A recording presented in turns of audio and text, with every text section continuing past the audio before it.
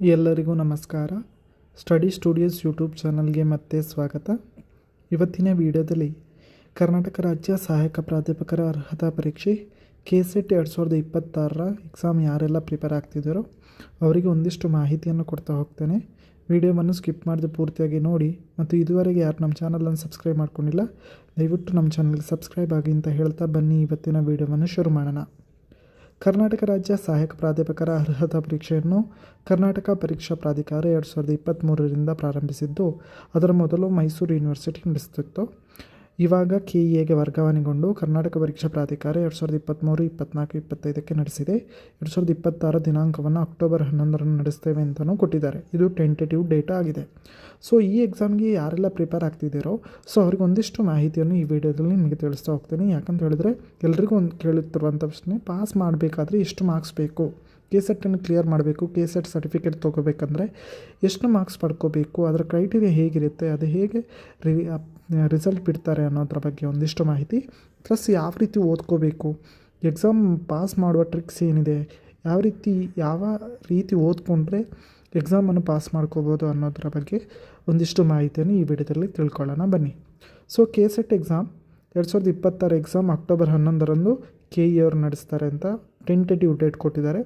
So ಯಾರೆಲ್ಲ ಎಕ್ಸಾಮ್ಗೆ prepare ಆಗ್ತಿದ್ದೀರೋ ಅವರಿಗೆ ಇವಾಗ ಇರುವಂಥ ಡೌಟು, ಪಾಸ್ ಮಾಡ್ಕೊಳ್ಳೋದು ಹೇಗೆ, KCET ಮಾಡಬೇಕಿದ್ರೆ KCET ಕ್ಲಿಯರ್ ಮಾಡಬೇಕಿದ್ರೆ ಎಷ್ಟು ಪಾಸ್ ಮಾರ್ಕ್ಸ್ ಬೇಕು ಅಂತ ಅದರ ಮಾಹಿತಿ ಇಲ್ಲಿ ಕೊಡ್ತೀನಿ ನೋಡಿ.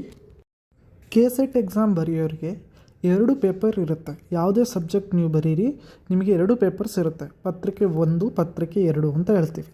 ಸೊ ಪ್ರಶ್ನೆ ಪತ್ರಿಕೆ 1ರಲ್ಲಿ ಜನರಲ್ ಪೇಪರ್ ಅಂತ ಹೇಳ್ತೀವಿ, ಅಂದರೆ ಜನರಲ್ ನಾಲೆಜ್ ಕ್ವಶನ್ಸ್ ಇರುತ್ತೆ. ಯಾವ ಕ್ವಶನ್ಸ್ ಬೇಕಾದರೂ ಇಲ್ಲಿ ಕೇಳ್ಬೋದು ನಿಮಗೆ.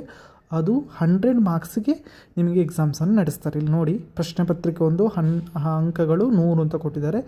ಅದರಲ್ಲಿರುವಂಥ ಕ್ವಶನ್ಸ್ ಎಷ್ಟು ಅಂದರೆ 50. ಸೊ ಒಂದು ಕ್ವಶನ್ಗೆ ನಿಮಗೆ 2 ಅಂಕಗಳಿರುತ್ತವೆ.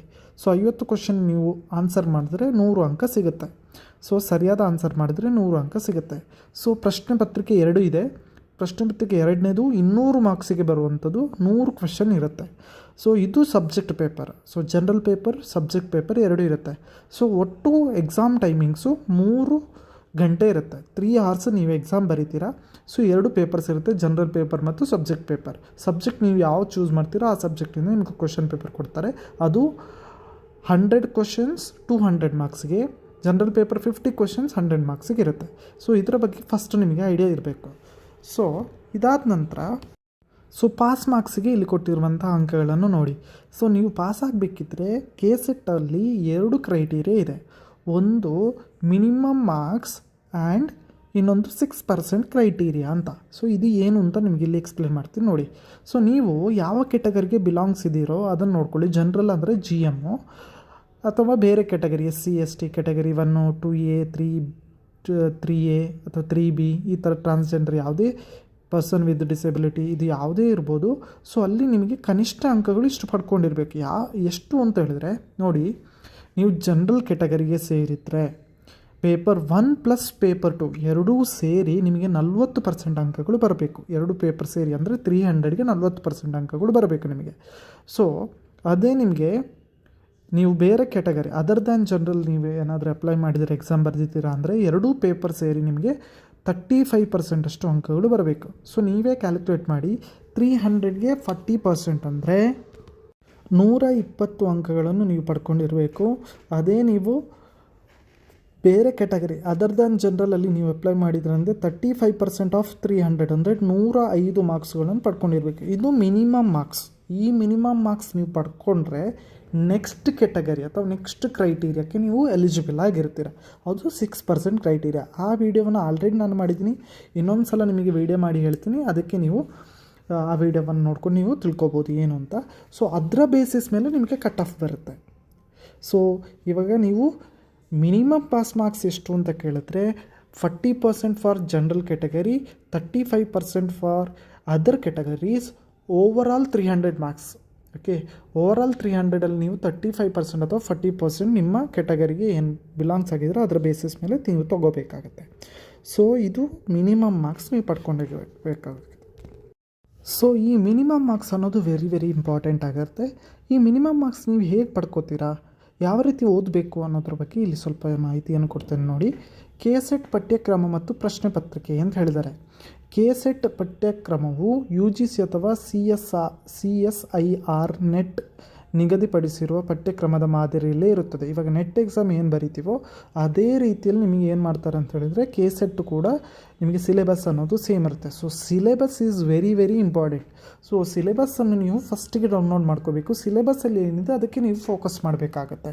ಸೊ ಕರ್ನಾಟಕ ಪರೀಕ್ಷಾ ಪ್ರಾಧಿಕಾರದ KEA ವೆಬ್ಸೈಟಲ್ಲಿ ಇಲ್ಲಿ ಲಿಂಕು ಕೊಟ್ಟಿದ್ದಾರೆ, ವೆಬ್ಸೈಟ್ ಲಿಂಕು. ಅಲ್ಲಿಂದ ನೀವು ನಿಮ್ಮ ವಿಷಯ ಏನಿದೆ ಅನ್ನೋದರ ಬೇಸಿಸ್ ಮೇಲೆ ಜನರಲ್ ಪೇಪರ್ ಹೆಂಗಿರುತ್ತೆ ಪ್ಲಸ್ ನಿಮ್ಮ ವಿಷಯದ ಏನಿದೆ ಅದರ ಸಿಲೆಬಸ್ಸನ್ನು ನೀವು ಡೌನ್ಲೋಡ್ ಮಾಡ್ಕೋಬೇಕು. Syllabus is very important. ಸಿಲೆಬಸ್ಸನ್ನು ನೀವು ಡೌನ್ಲೋಡ್ ಮಾಡ್ಕೊಂಡು ಚೆಕ್ ಮಾಡಿಕೊಂಡು ಅದರ ಪ್ರಕಾರ ಓದ್ತಾ ಹೋಗಬೇಕು. That is one point. Another point, last year question paper.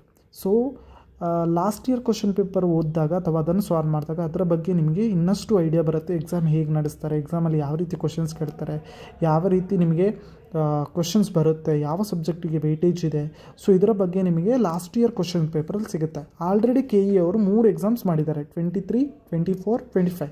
3 years question ಪೇಪರನ್ನು ಕ್ಲಿಯರಾಗಿ ಸ್ಟಡಿ ಮಾಡಿದ್ರು ನಿಮಗೆ ಸ್ಟಡಿ ಮಾಡೋದಕ್ಕೆ ಈಸಿ ಆಗುತ್ತೆ, ಅಥವಾ ಈ ಎಕ್ಸಾಮ್ಸನ್ನು ಕ್ಲಿಯರ್ ಮಾಡೋದಕ್ಕೆ ಮಿನಿಮಮ್ ಮಾರ್ಕ್ಸ್ ಪಡ್ಕೊಳ್ಳೋದಕ್ಕೆ ಹೆಲ್ಪ್ ಆಗುತ್ತೆ. ಪ್ಲಸ್ಸು ನಿಮಗೆ ಬೇರೆ ಪಬ್ಲಿಕೇಶನ್ಸ್ ಅವ್ರದ್ದು ಬುಕ್ಸ್ ಅವೈಲೇಬಲ್ ಇದೆ. ಸೊ ನಿಮಗೆ ಯಾವುದು ಬೆಸ್ಟ್ ಸುಟೇಬಲ್ ಅನಿಸುತ್ತೋ, ನಿಮ್ಮ ಸಿಲೆಬಸ್ಗೆ ನೀವು ಓದಬೇಕಾಗಬೇಕಂತ ಸಿಲೆಬಸ್ಗೆ ಯಾವುದು ನಿಮಗೆ ಬೆಸ್ಟ್ ಸುಟೇಬಲ್ ಅನಿಸುತ್ತೋ ಅಂಥ ಬುಕ್ಸನ್ನು ನೀವು ರೆಫರ್ ಮಾಡ್ಬೋದು. There are lot of books in the market. So ಯಾವ ಬುಕ್ಸ್ ಬೇಕಾದರೂ ನೀವು ರೆಫರ್ ಮಾಡ್ಬೋದು. ಚೆನ್ನಾಗಿರೋ ಬುಕ್ಸು ನೀವು ಆರಿಸ್ಕೋಬೇಕಾಗುತ್ತೆ. ಆ ಬುಕ್ಸ್ ಬಗ್ಗೆಯೂ ನಿಮಗೆ ವಿಡಿಯೋ ಮಾಡಿ ಹಾಕಿದ್ದೀನಿ, ಅದನ್ನು ನೀವು ಚೆಕ್ ಮಾಡ್ಕೋಬೋದು. ಸೊ ಓವರಾಲ್ ಆಗಿ ನೀವು ಮೇನ್ 3 ಫೋಕಸ್ ಮಾಡಬೇಕು: syllabus, last year question paper plus books. So updated version ಯಾವುದಿದೆ, ಹೊಸ ಬುಕ್ಸ್ ಯಾವುದಿದೆ ಅದನ್ನು ನೀವು ಫೋಕಸ್ ಮಾಡಿಕೊಂಡು ಅದರ ಪ್ರಕಾರ ನೀವು ಓದ್ತಾ ಹೋದರೆ ಸೊ ನಿಮಗೆ ಮಿನಿಮಮ್ ಪಾಸಿಂಗ್ ಮಾರ್ಕ್ಸ್ ಪ್ಲಸ್ಸು KSETನ್ನು ಕ್ಲಿಯರ್ ಮಾಡೋದಕ್ಕೆ ಕ್ಲಿಯರಾಗಿ ಹೆಲ್ಪ್ ಆಗುತ್ತೆ. ಸೊ ಇಲ್ಲಿ ಒನ್ ಮೋರ್ ಸಜೆಷನ್ ಏನಂತ ಹೇಳಿದ್ರೆ, KSETಲ್ಲಿ 2 ಪೇಪರ್ಸ್ ಬರುತ್ತೆ, ಒಂದು ಜನರಲ್ ಪೇಪರ್, ಒಂದು ಸಬ್ಜೆಕ್ಟ್ ಪೇಪರ್. ಸಬ್ಜೆಕ್ಟ್ ನಾಲೆಜ್ ನಮಗಿರುತ್ತೆ, because we are studied already. ನಾವು ಸ್ಟಡಿ ಮಾಡಿರ್ತೀವಿ ಅಥವಾ ಅದರ ಬಗ್ಗೆ ನಾಲೆಜ್ ಇರುತ್ತೆ, ಅದರ ಬಗ್ಗೆ ಐಡಿಯಾಸ್ ಇರುತ್ತೆ. ಸೊ ಬಟ್ ಜನರಲ್ ಪೇಪರಲ್ಲಿ ಬರುವಂಥ ಕ್ವೆಶನ್ಸ್ ಏನಿದೆ ಅದಕ್ಕೆ ನಾವು ಆನ್ಸರ್ ಮಾಡೋದಕ್ಕೆ ನಮಗೆ ಆಗಲ್ಲ. ಯಾಕಂತ ಹೇಳಿದ್ರೆ ಅದು ಕಷ್ಟ ಇರುತ್ತೆ, ನಾವು ಓದಿರಲ್ಲ. ಅದರಲ್ಲಿ ಕೆಲವೊಂದು ಟ್ರಿಕ್ಸಿ ಕ್ವೆಶನ್ಸ್ ಇರುತ್ತೆ, ನಮಗೆ ಕಷ್ಟ ಆಗಿರುವಂಥ ಕ್ವೆಶನ್ಸ್ ಬರುತ್ತೆ. ಸೊ ಅದಕ್ಕೆ ನೀವೇನು ಮಾಡಬೇಕು ಅಂತ ಹೇಳಿದ್ರೆ, ಫಸ್ಟ್ ಪೇಪರ್ಗೆ ಜಾಸ್ತಿ ಫೋಕಸ್ ಮಾಡಬೇಕು ಸೆಕೆಂಡ್ ಪೇಪರ್ಗಿಂತ. ಸೊ 50 ಕ್ವೆಶನ್ಸ್ ಏನು ಬರುತ್ತೋ ಅಲ್ಲಿ ನಿಮಗೆ 100 ಮಾರ್ಕ್ಸ್ ಬರಬೇಕು, ಅಲ್ಲೇ ನಾವು ಜಾಸ್ತಿ ಫೇಲ್ ಆಗ್ತೀವಿ. ಸೊ ಸೆಕೆಂಡ್ ಪೇಪರಲ್ಲಿ ನಮಗೆ 200 ಮಾರ್ಕ್ಸ್ ಏನಿದೆ ಅದರಲ್ಲಿ ಅರೌಂಡ್ 150 ಅಷ್ಟು ತೊಗೋಬೋದು. ಸೊ ಫಸ್ಟ್ ಪೇಪರಲ್ಲಿ ನಾವು 0 ತೊಗೊಂಡ್ರೆ ಏನೂ ಯೂಸ್ ಇಲ್ಲ. ಸೊ ಫಸ್ಟ್ ಪೇಪರಲ್ಲಿ ನಾವು ಜಾಸ್ತಿ ಮಾರ್ಕ್ಸ್ ತೆಗೆದಷ್ಟು ನಮಗೆ ಹೆಲ್ಪ್ ಆಗುತ್ತೆ. ಸೊ ಬೋತ್ ಪೇಪರ್ಗೆ ನಾವು ಫೋಕಸ್ ಮಾಡಲೇಬೇಕು, ಬಟ್ ಫಸ್ಟ್ ಪೇಪರ್ಗೆ ಜಾಸ್ತಿ ಫೋಕಸ್ ಮಾಡಿದ್ರೆ ನಮಗೆ ಒಂದು ಕಾನ್ಫಿಡೆನ್ಸ್ ಬರುತ್ತೆ. ಅಲ್ಲಿ ಸೊಲ್ಯೂಷನ್ ಮಾಡ್ತಾ ಹೋಗ್ತೀವಿ, ಈಸಿಯಾಗಿ ಆನ್ಸರ್ ಫೈಂಡ್ ಔಟ್ ಮಾಡ್ತಾ ಹೋಗ್ತೀವಿ, ಆವಾಗ ನಮಗೆ ಸೆಕೆಂಡ್ ಪೇಪರ್ ಇನ್ನೂ ಹೆಲ್ಪ್ ಆಗುತ್ತೆ. ಸೊ ಫಸ್ಟ್ ಪೇಪರ್ಗೆ ಹೆಚ್ಚಿನ ಫೋಕಸ್ ಮಾಡಿ, ಪ್ಲಸ್ಸು ಸೆಕೆಂಡ್ ಪೇಪರು ಬೇಕು. ಸೆಕೆಂಡ್ ಪೇಪರ್ನ ನಾಲೆಜ್ ಆಲ್ರೆಡಿ ಇದ್ದರೂ ಪ್ಲಸ್ ನಿಮಗೆ ಅದರ ಬಗ್ಗೆ ಇನ್ನೂ ನಾಲೆಜ್ ಬೇಕಾಗುತ್ತೆ. ಅದರ ಬಗ್ಗೆ ಎಕ್ಸಾಮ್ಸಲ್ಲಿ ಜಾಸ್ತಿ ಕ್ವಶನ್ಸ್ ಬರುತ್ತೆ.